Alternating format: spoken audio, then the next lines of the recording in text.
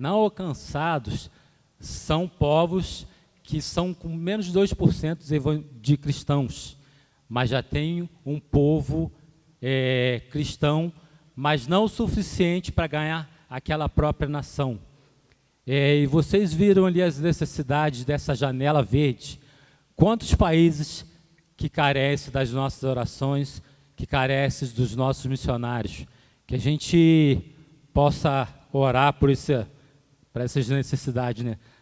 Ultimamente tem aparecido tantas janelas, né, em missões, janela 1040, janela verde, a janela 714 e por aí vai. Mas que a gente possa estar dedicando os nossos minutos em oração e em missões. Vamos orar, amados? Pai, em nome de Jesus, eu quero, pelo poder do Teu nome, Senhor Deus, despertar a igreja onde eu congrego, a Igreja Metodista Centenário, Senhor Deus, para se envolver mais em missões, ainda mais do que tem se envolvido, Senhor Deus. Temos visto as necessidades que ainda são imensas, Senhor Deus, são grandiosas, Senhor Deus. Que Tu possa despertar vocacionados, Senhor Deus, que Tu possa despertar mantenedores para os nossos missionários, para que eles possam ser efetivos no campo, Senhor Deus, para que Tu possa levantar intercessores em missões, Senhor Deus, que Tu possa levantar líderes em missões aqui na nossa igreja, Senhor Deus, para que possamos enviar mais pessoas ainda do que temos enviado, Senhor Deus, que temos influenciado, Senhor Deus, que possamos fazer parcerias com outras igrejas para que possamos enviar mais missionários aqui de Teresópolis, no estado do Rio, Senhor Deus, que Tu aqui, Senhor Deus, Tu tem mostrado uma pequena parcela das necessidades em missões no mundo, Senhor Deus. Que Tu possa despertar ainda mais a nossa igreja, em nome de Jesus, Senhor Deus. Eu vou pedir para que o missionário Marcel Camargo esteja aqui na frente, para que a gente possa estar orando. E eu vou pedir o nosso missionário Alex para que esteja orando aqui. Seja bem-vindo, meu amigo. É o nosso missionário lá na África do Sul. Seja muito bem-vindo, você, o Isaac, a Gisele. Depois o pastor vai falar um pouquinho mais dele aqui, com certeza.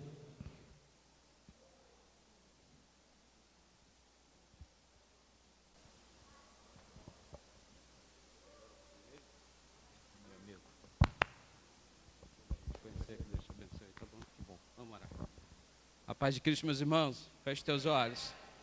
Senhor, nós te agradecemos, Pai. Te agradecemos por essa oportunidade, Pai, de estarmos aqui aprendendo um pouco mais de missões, Pai, que pulsa no teu coração, Senhor Deus. Eu peço a Ti agora, Deus, pela vida desse varão aqui, Senhor Deus, o Senhor sabe, o Senhor já comunicou a ele, Senhor Deus, a mensagem de hoje, mas que seja uma mensagem vindo do Teu reino, do Teu trono, Senhor Deus, que venha direto aos nossos corações. Porque o Senhor tem pressa, Senhor Deus, não é hora de brincar, não é hora de parar, mas é hora de olhar para o alvo, Senhor Deus, o alvo que o Senhor fixou para a igreja do Senhor, meu Pai. E eu peço ao Senhor, Deus, em nome de Jesus, ser com esse varão, Senhor Deus, abençoa a vida dele, Pai, em nome de Jesus, amém, Pai. Obrigado. Amém. Obrigado. Amém.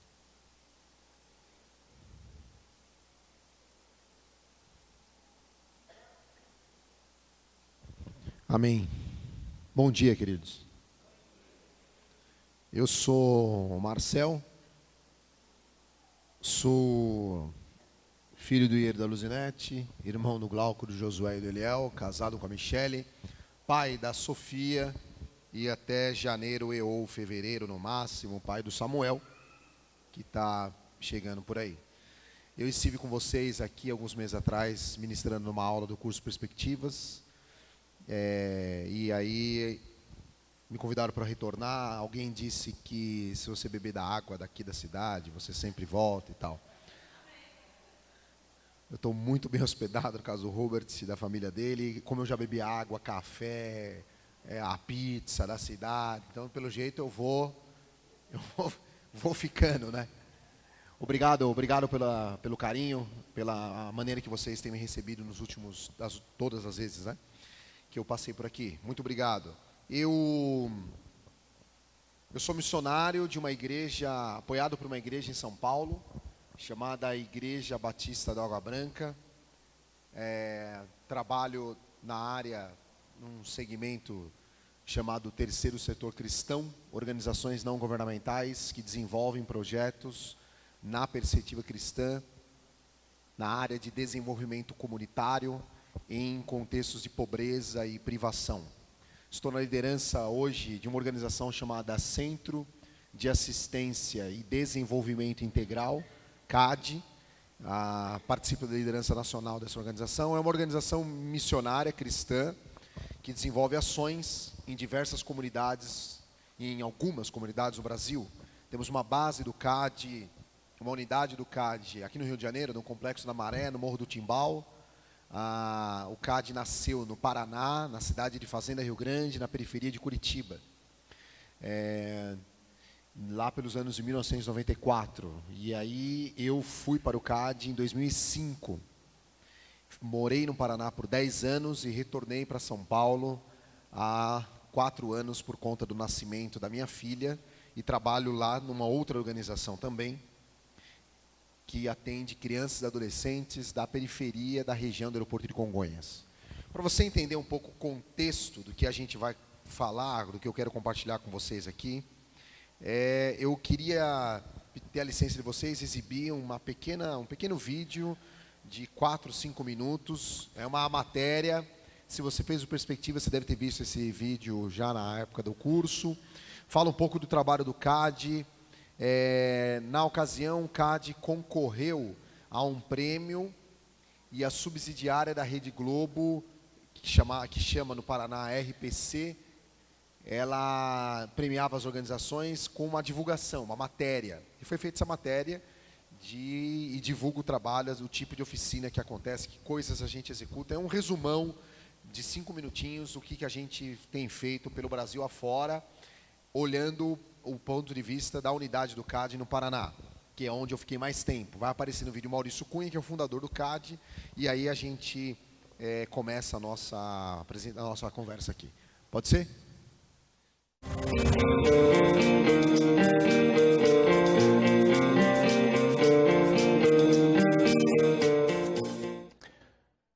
Falamos agora do Prêmio Bom Exemplo. Vamos conhecer mais um dos finalistas na categoria Educação. Hoje mostramos o trabalho do Centro de Assistência e Desenvolvimento Integral de Fazenda Rio Grande, um centro comunitário que oferece uma série de atividades para 400 crianças e adolescentes.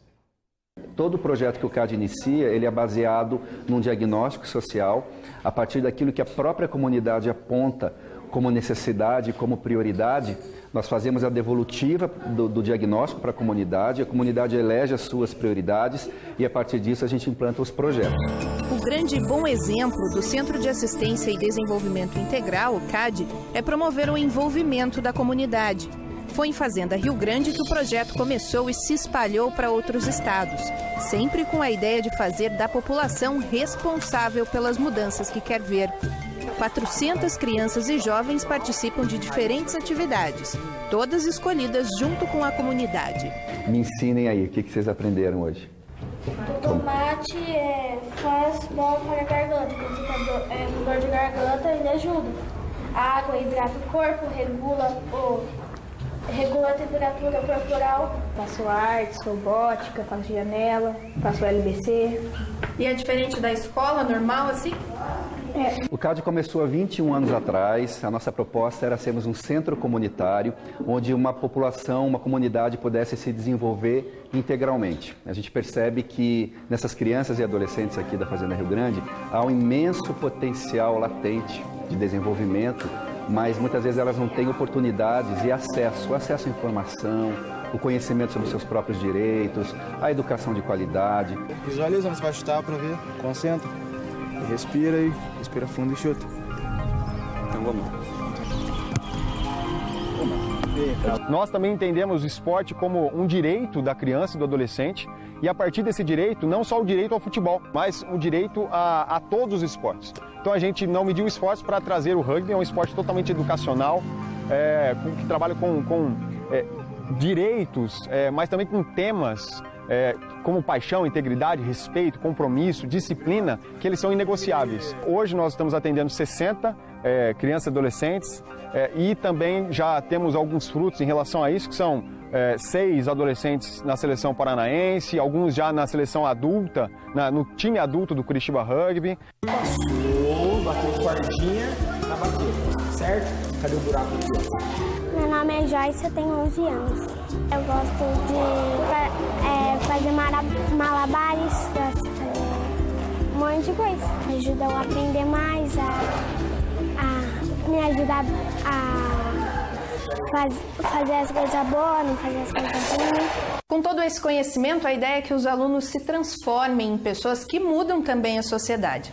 Muitas vezes eles acabam vindo trabalhar de novo aqui no CAD, é o caso da Ariane. Conta pra gente a tua história. Muito bem, eu comecei no CAD com 4 anos, eu vim estudar na pré-escola que nós tínhamos aqui e fiquei até os 7 na pré-escola e depois vim fazer os projetos também de cultura, passei a ser voluntária. Hoje eu tenho 21 anos e sou educadora social, estou terminando a faculdade. Eu acho que o CAD contribuiu muito na minha vida nisso também, na perspectiva de futuro que eu, claro, não tinha antes, mas eles me ajudaram a construir isso. É um senso de realização muito grande, um senso de gratidão a Deus, de gratidão à comunidade, de gratidão aos nossos colaboradores, aos nossos funcionários e apoiadores, mas também uma sensação de que ainda é muito por fazer, de que a gente acabou de começar, são 21 anos de caminhada, mas a gente não está cansado, cada dia novos desafios aparecem e a gente está com muita vontade de alcançar mais crianças, mais adolescentes e fazer diferença em mais comunidades do Brasil.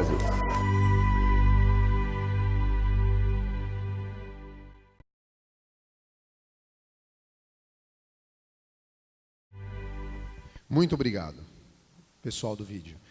Enfim, é isso que temos feito nos últimos 20 e poucos anos de atividade. E aí, ao você observar esse tipo de vídeo, você deve estar se perguntando, e eu me pergunto também, por que a gente faz o que faz?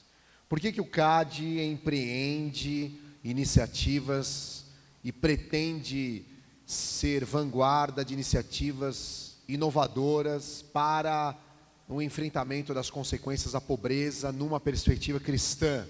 O Evangelho tem alguma coisa a ver com isso? A missão tem alguma coisa a ver com isso? A igreja brasileira tem alguma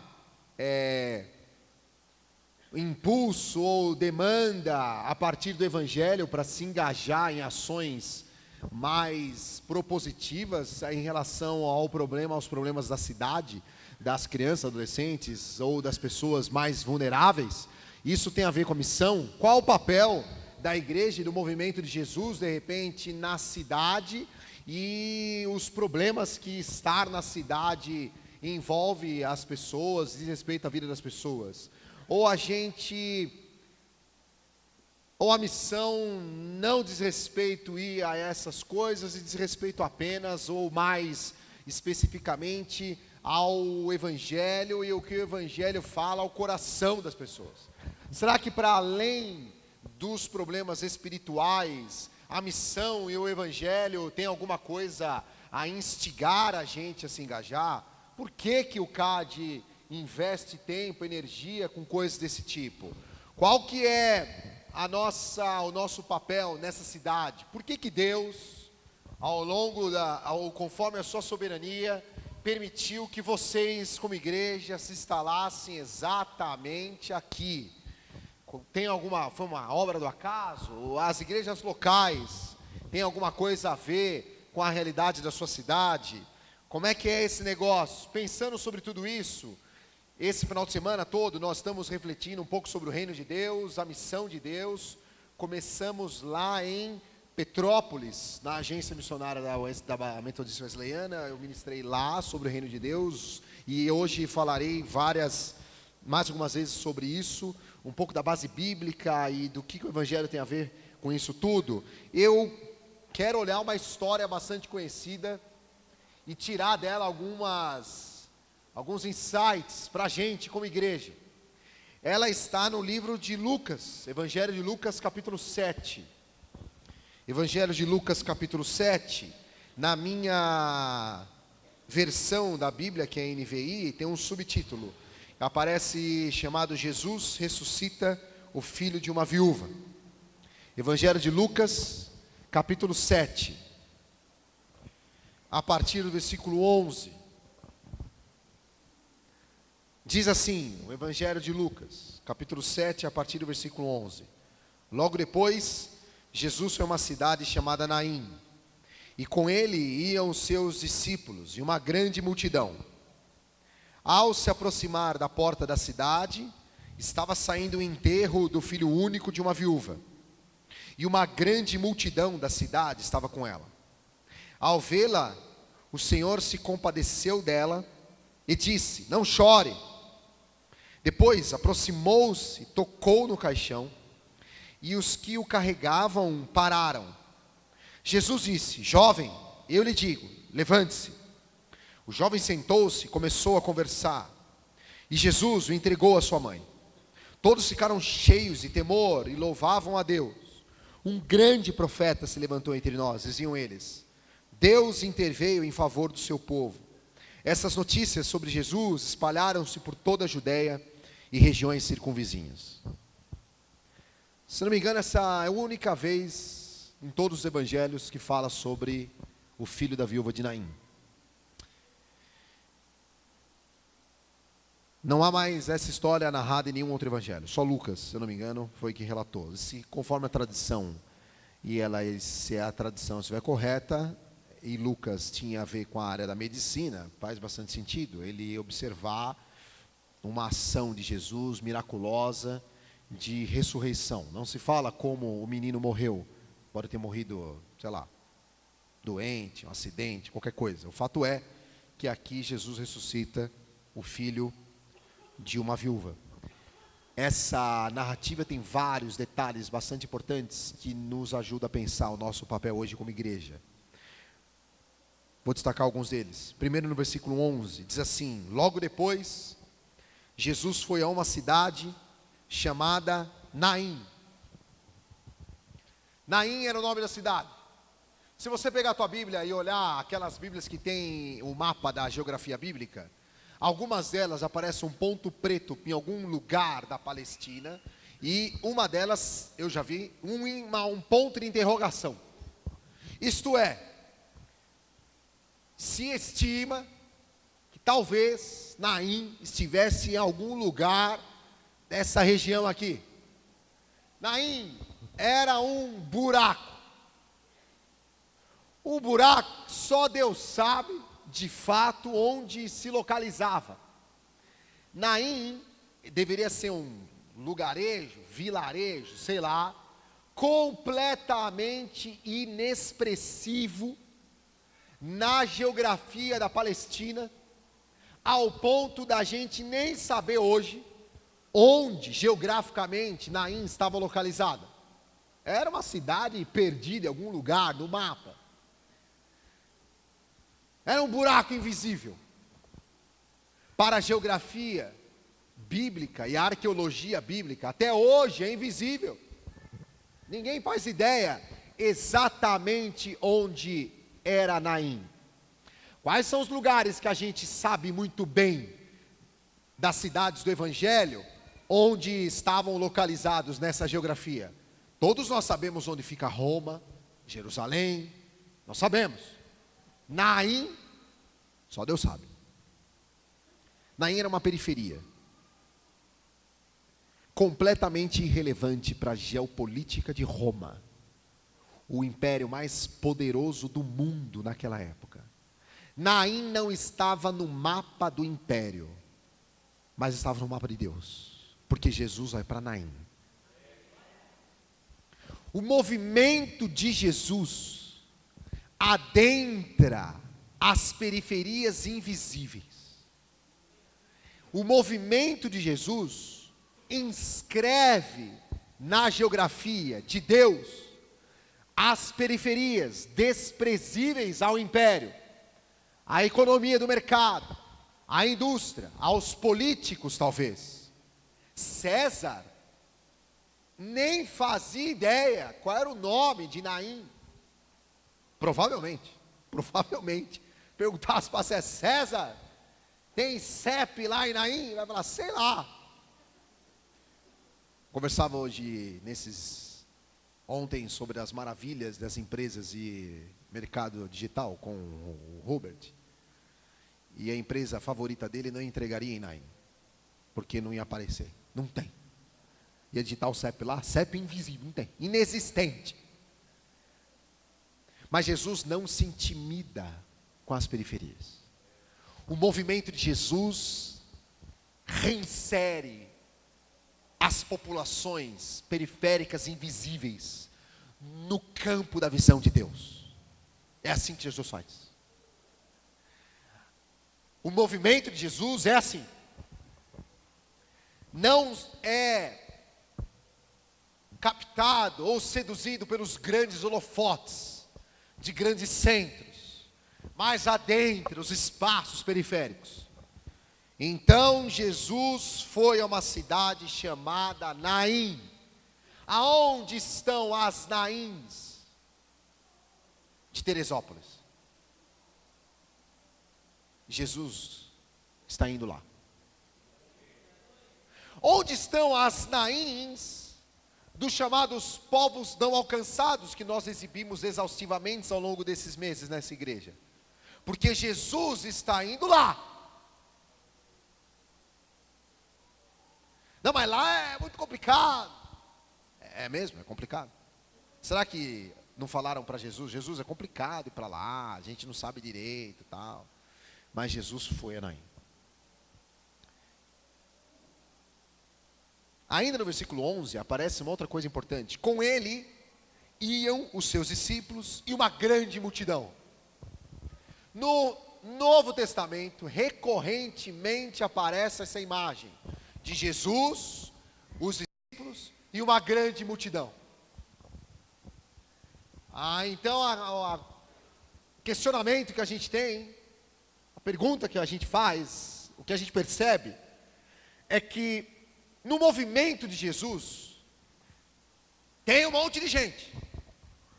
O movimento de Jesus está lá e junto um monte de gente. Mas só alguns são discípulos. Só alguns são discípulos. Em qual público você quer estar? Classificado no movimento de Jesus. O fato de você estar perto do movimento de Jesus não te torna automaticamente discípulo. Junto com Jesus tinha uma multidão. Multidão sempre me lembra a noção de massa. É uma massa. Multidão me lembra sempre a noção de mediocridade. A multidão é medíocre. Eu posso ter um tipo de experiência com o movimento de Jesus medíocre. Medíocre.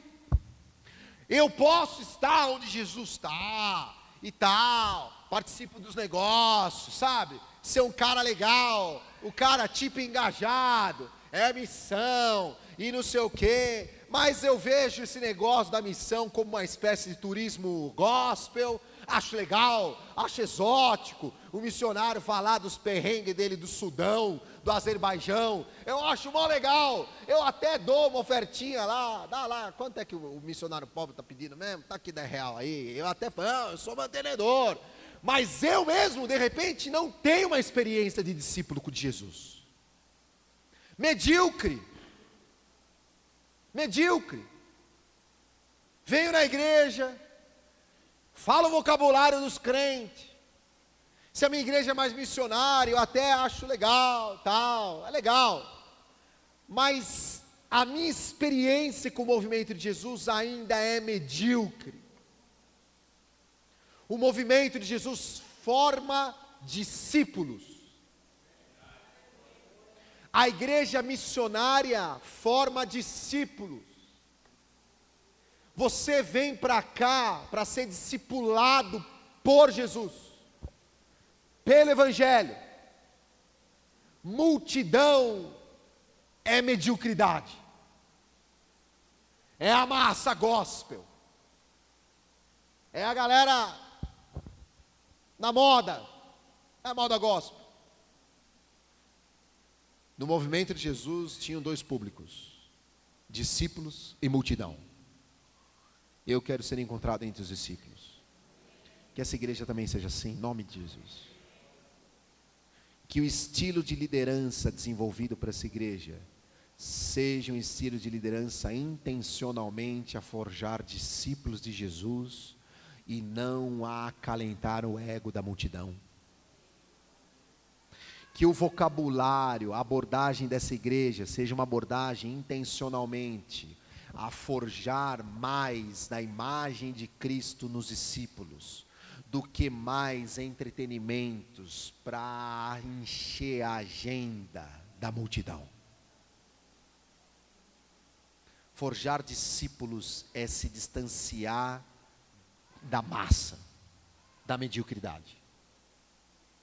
Você está entendendo o que eu estou dizendo, irmãos?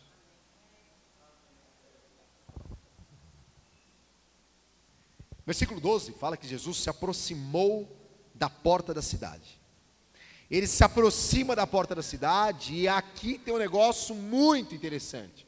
O que é que estava saindo da porta da cidade? Conforme o versículo 12 diz. Da porta da cidade estava saindo o enterro do filho único de uma viúva. As periferias expelem morte. A cidade, naquele momento onde Jesus está adentrando, está expelindo morte. É um enterro. E é uma morte bem específica. Que tipo de morte é esta? É a morte de um filho único de uma viúva. O que significava, nessa época, você ser mulher, viúva, e perder o seu único filho homem. O que significava você ser mulher, viúva, numa sociedade patriarcal, centrada no poder do homem, sexo masculino, você perder o teu único filho homem, o que leva a crer que ela não tinha mais nenhum outro filho, e o que leva a crer não tinha nenhum outro marido. O destino dessa mulher, numa sociedade patriarcal, ela é se tornar invisível dentro do público que acompanha ela no enterro dela, a multidão. Essa mulher estava prestes a se tornar, ela já não tinha nome, né? Era viúva, e ela prestes a se diluída no meio da multidão, sem identidade, provavelmente até a morte socioeconômica, era essa invisível. As periferias, as cidades estão expelindo morte. Não é assim? E essa morte é bem interessante no caso desse texto, porque é a morte de um jovem, né? E eu lembrei da estatística do levantamento do DataSUS, que foi feito no ano de 2015 pela Fundação Abrinq. O DataSUS é um órgão do governo brasileiro que registra os dados do Sistema Único da Saúde. O levantamento da Fundação Abrinq, 2015, diz que nós matamos todos os dias no Brasil, 30 crianças e adolescentes por assassinato. Eu vou repetir. Todos os dias, segundo a lupa do governo brasileiro, você pode questionar, você pode falar, será que é verdade? Será que ela é efetivo o suficiente? Será que não escapa alguma coisa? Considerando que a lupa do governo brasileiro dá conta de a gente enxergar todo o fenômeno na sua integridade. 30 crianças e adolescentes por dia foram assassinados no Brasilzão, segundo o órgão do governo brasileiro. É morte, não é morte de acidente de carro, não é morte de doença, uma doença letal, câncer, não, é assassinato. Assassinato é evitável. Em 2015, só em 2015, nós matamos, segundo o levantamento feito pelo DataSUS e Fundação Abrinq, 10.900 pessoas, brasileiros e brasileiras, com menos de 19 anos de idade. Assassinato. Não é acidente e doença. Por isso, quando alguém me fala ou comenta sobre pena de morte, eu digo, eu já tenho. Não está bom? 10.900 assassinatos por ano, só de pessoas abaixo de 19 anos. Está bom já, né? Ou quando alguém diz sobre a legalização do aborto, eu diria, não preciso. Para quê? Não precisa nem apelar para um argumento moral, ou da nossa fé, da defesa da vida humana. Não preciso, eu já estou abortando já. Eu estou abortando na força da bala. Na marra, os meus adolescentes vão morrer, eles não vão passar 19 anos, fique tranquilo. Eles vão morrer. Ser criança e adolescente no Brasil é uma aventura. É uma aventura perigosa. Não preciso não. Tá bom do jeito que está. Eu já mato o suficiente. Não é morte saindo da cidade? A morte saindo da cidade.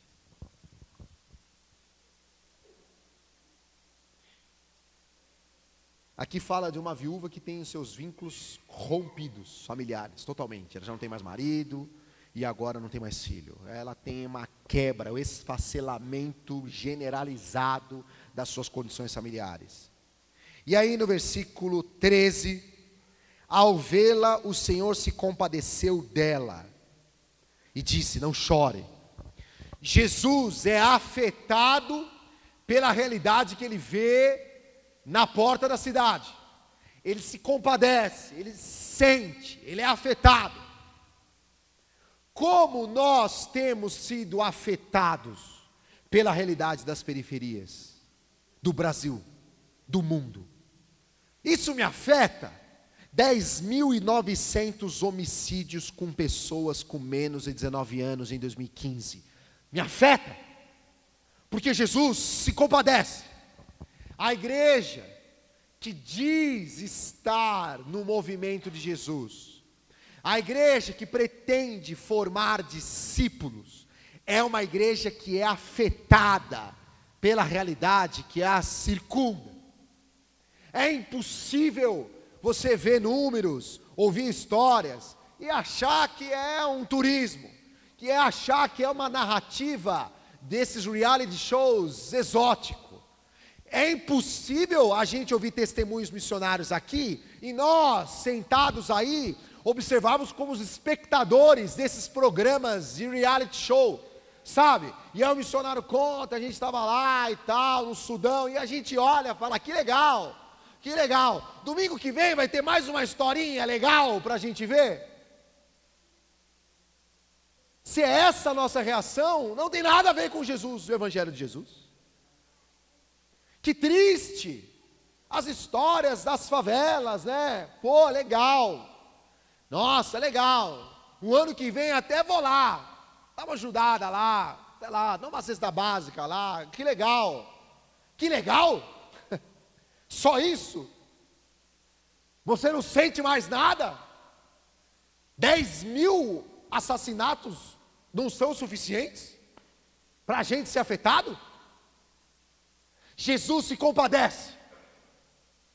Um dos efeitos, um dos sintomas do distanciamento de uma igreja local em relação à missão é a frieza em relação àquele que sofre.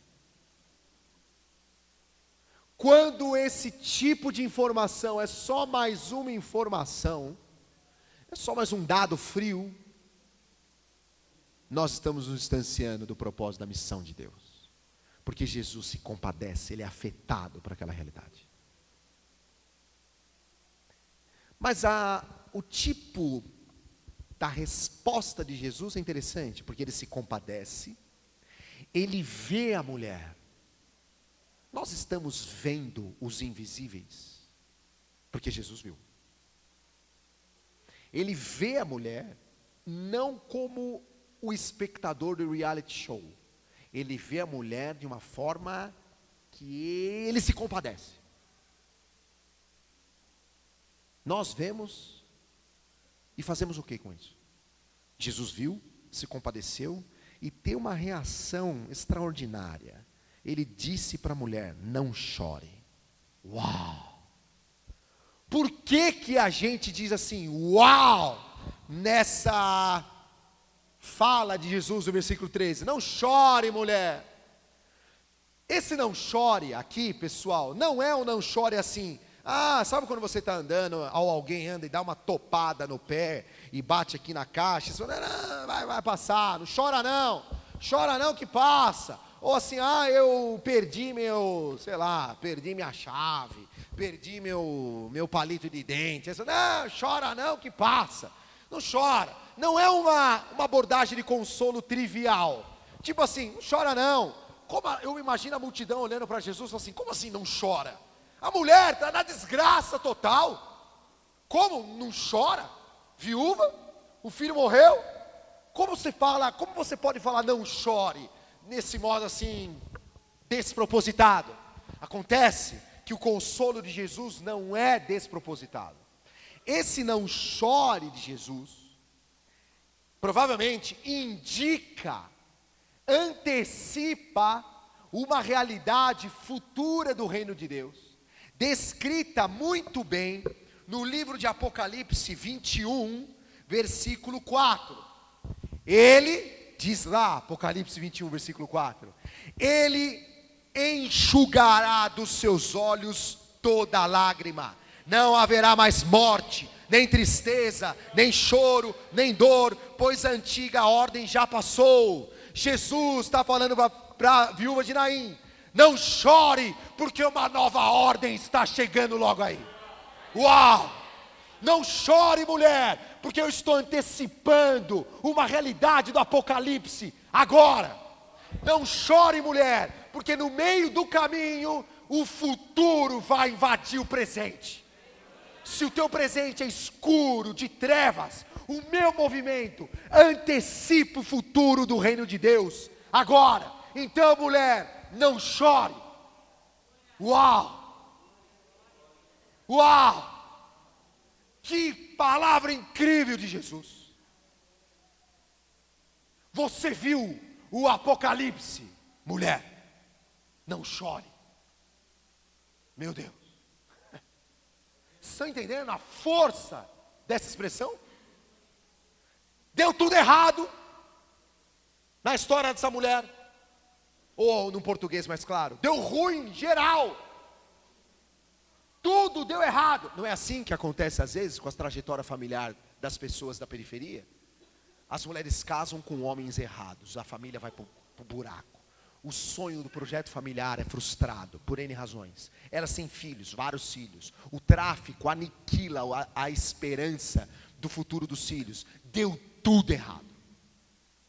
As condições materiais de sobrevivência são esmagadoras, terríveis. Deu tudo errado. Mas no meio do caminho tinha uma pedra no meio do caminho. Jesus fala, não chore. E continuando, o ato inacreditável de Jesus, o movimento de Jesus, ele é portador, nesse sentido, do Apocalipse, da esperança futura. A igreja missionária é portadora da palavra final de Deus para a história do mundo. Vai dar tudo errado, mas aquele dia ele vai resolver tudo, definitivamente. Então a nossa ação no mundo está cheia desse significado, do consolo que aponta para a nova ordem de Jesus. Depois, versículo 14, a galera ali, imagina a multidão ali, o que está acontecendo? Jesus continua, aproximou-se, tocou no caixão, e o que os carregavam pararam. Jesus toca no caixão e o cortejo fúnebre para. Lembra que é um cortejo fúnebre, a galera está saindo, não sei como é que carregava o caixão na época, de repente a galera estava chorando, naquele tempo se você tinha dinheiro você pagava, lembra que você pagava para o povo chorar no enterro? Então se tinha grana você pagava, tinha um povo que chorava profissionalmente.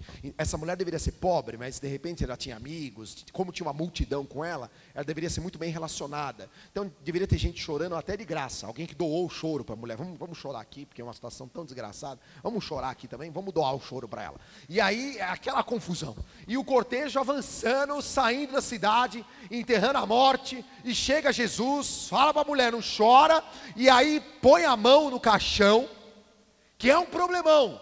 Por que é um problemão? Porque Jesus tinha um status de liderança religiosa que a galera confundia um pouco olhando para Jesus com a tradição levita, hebraica. E levita não punha a mão em cadáver. Lembra dessa história? Levita, nazireu, por isso que Sansão teve um problemão. Aliás, Sansão teve vários problemas, né? O problema dele, ele matou o leão, chegou perto do cadáver, tudo errado, era uma confusão. Aí ele matava os filisteus, não era para chegar perto de cadáver, também não sei como é que ele ia fazer para matar e não chegar perto do cadáver, sei lá, era um problema. Mas enfim, nazireu, religioso, lideranças importantes da religião dos hebreus, não chegavam perto de coisa morta, gente morta. Jesus, avançando, superando a religião, me põe a mão no caixão do homem. O movimento de Jesus viola a religião. O movimento de Jesus não é restrito à tradição da religião. Ele diz, eu ponho a mão em quem eu quiser. Não tem dodói aqui. É leproso, eu ponho a mão. É endemoniado, eu ponho a mão. Eu ponho a mão em quem eu quero. Mas o moleque está morto, Jesus. Para esse negócio. O movimento de Jesus é além da religião. O outro efeito imediato, quando Jesus põe a mão numa infraestrutura que mantém o jovem morto, é um caixão. E aqui eu me lembro quais são as infraestruturas que têm matado a nova geração. Caixão é uma infraestrutura que mantém um corpo de alguém que morreu. O jovem morreu aqui. Quais são as infraestruturas que têm mantido a nova geração morta? Jesus identifica elas, toca nelas e fala, para com essa parada. O movimento de Jesus interrompe a trajetória da morte. O cortejo está indo por um caminho, Jesus atrapalha tudo e fala, para!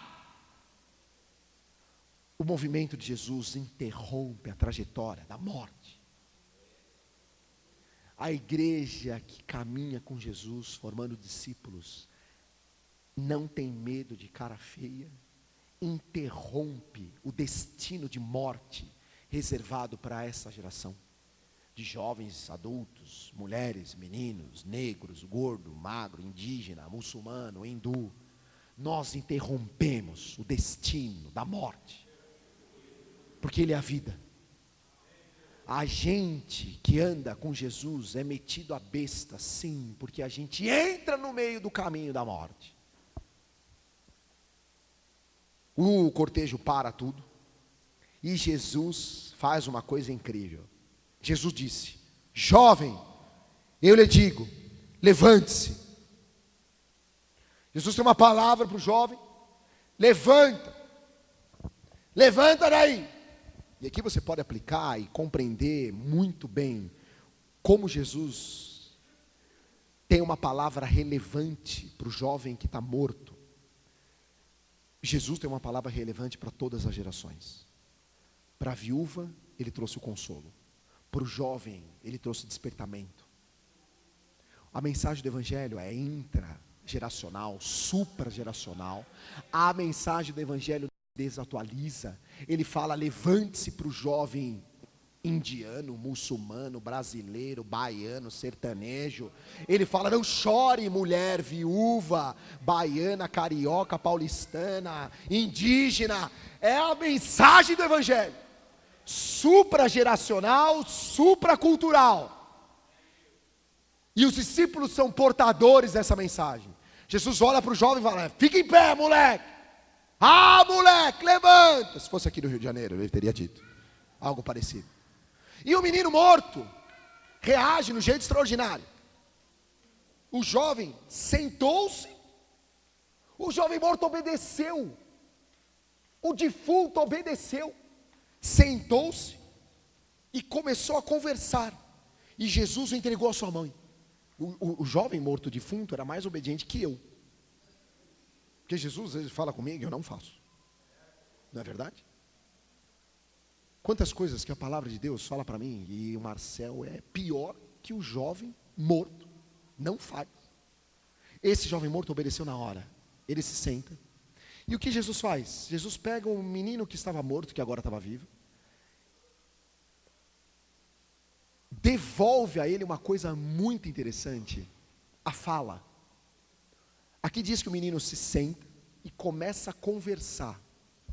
E aqui é um ensinamento para quem trabalha com comunidades pobres. A palavra em português do Brasil, português brasileiro, infantil, significa aquele que é desprovido de voz. Essa é a tradução para o português brasileiro da palavra infantil. Infantil é aquele que é desprovido de voz. Aqui é um choque de paradigma, por exemplo, no tratamento das iniciativas cristãs em comunidades pobres, que às vezes a gente infantiliza o pobre, mas Jesus não. Jesus empodera conferindo voz àqueles que não têm voz. A igreja de Jesus é esta. Este é o verdadeiro empoderamento. É o empoderamento pelo poder do Evangelho. O poder do Evangelho confere o verdadeiro empoderamento. Nós não somos dependentes de uma agenda partidária, política, doutrinária, não sei das quantas, para empoderar aqueles que perderam a voz ao longo do tempo. Sabe por quê? Porque o Evangelho é suficiente. Quer empoderar as populações infantilizadas? Baseie a tua ação no poder do Evangelho. É o suficiente. É o suficiente. Os pobres do Brasil precisam ver isso. As mulheres do Brasil precisam ver isso. Os homens do Brasil precisam ver isso. O Evangelho desinfantiliza.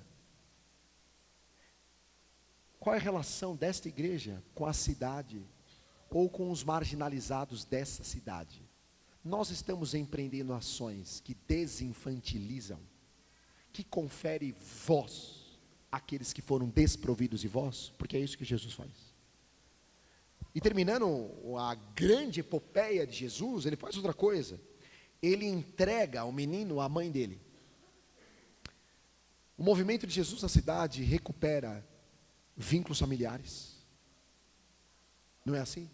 A gente não conhece famílias, mulheres viúvas de maridos vivos. Já viram isso? Eu já. Não sei se tem aqui em Teresópolis. São Paulo tem. A mulher é viúva do marido vivo. Pais que não têm mais espaço de fala com o filho. Pais e mães que estão presos nas muralhas da geração. O filho está numa fase da vida completamente diferente da fase dos pais. E aí tem uma muralha. Os filhos morreram em relação à capacidade de diálogo interno com os pais. Já viram isso em algum lugar? Eles não morreram de fato. Entre os pais e os filhos, alguns casos, não sei se acontece por aqui, a gente tem barreiras e várias telas. Não é tela? É tela para tudo quanto é lado. A muralha da China familiar é feita de LCD, é Full HD, é LED, várias telas. E tem um silêncio de morte entre os adultos e essa geração. Já viram isso em algum lugar? E Jesus, o Evangelho de Jesus apresenta um novo tipo de sociabilidade que pode superar as barreiras do silêncio intergeracional. Ele devolve a fala para o menino e entrega ele para a mãe dele. Esse é o poder transformador do Evangelho. A consequência dessa grande intervenção de Jesus na cidade, na periferia, é que todos ficaram cheios do temor e louvavam a Deus. Um grande profeta se levantou entre nós, diziam eles. Deus interveio em favor do seu povo. Versículo 16, a ação extraordinária de Jesus leva as pessoas a terem uma identificação a respeito de quem é esse Jesus. Eles perceberam que através de Jesus era Deus mesmo intervindo no povo. A igreja que segue o movimento de Jesus, ela é o sinal da intervenção de Deus no contexto, de modo claramente reconhecido pela comunidade. O povo falou, um grande profeta apareceu, e é Deus intervindo no nosso meio. Incrível. A igreja que segue o movimento de Jesus, ela não cai na tentação de investir energia para que a comunidade identifique a marca dela. Não é assim? Às vezes eu tenho mais preocupação em a comunidade identificar a marca do CAD, a marca da Batista, do que a marca de Jesus no negócio. O povo identificou Jesus e que Deus estava intervindo no contexto deles. E por final, essas notícias sobre Jesus se espalharam por toda a Judéia e regiões circunvizinhas. O movimento de Jesus, ele tem uma capacidade de se espalhar, e as boas notícias de Jesus não são notícias de gueto, elas se espalham. A igreja que está nesse movimento coopera, está inserida na agenda de Deus, espalhar a todos os lugares a mensagem deste Jesus, que transforma a realidade das pessoas. Então, a pergunta óbvia, você sabe qual é. O que nós estamos fazendo aqui? Para que nós existimos? Que essa igreja seja uma igreja assim. Que essa igreja se identifique com esse tipo de narrativa de Lucas. Que a gente leve Jesus para as periferias, para as quebradas, daqui e do mundo, sem timidez, sem medo de cara feia, sem cair nas armadilhas da religião. Uma igreja missionária é a igreja de Jesus. Deus abençoe vocês, queridos. E se em algum momento você se identificou aqui com algum tipo desse público, que o Espírito Santo te incendeie. O convite do Evangelho é: saia da mediocridade. Jesus tem mais para você. Saia do comodismo, da cultura gospel. Jesus tem mais para você. Saia da cultura do espectador de reality show missionário. Jesus tem mais para você. Você é o menino que morreu na sua casa, ou menina, que nessa manhã você escute a voz de Deus, levanta e volta a falar com seus pais. Você é a viúva ou viúvo que está indo enterrar os seus filhos porque perdeu os vínculos. Traz Jesus para a relação, porque é Ele que vai fazer o negócio andar. Quebra as barreiras que devem ser quebradas e deixa a voz de Deus ter proeminência na tua família, porque Ele vai devolver, reconciliar o coração dos pais aos filhos. Que Jesus console quem precisa ser consolado, que Jesus incomode e mande levantar quem precisa ser levantado nessa manhã, em nome de Jesus. Obrigado, queridos, amém.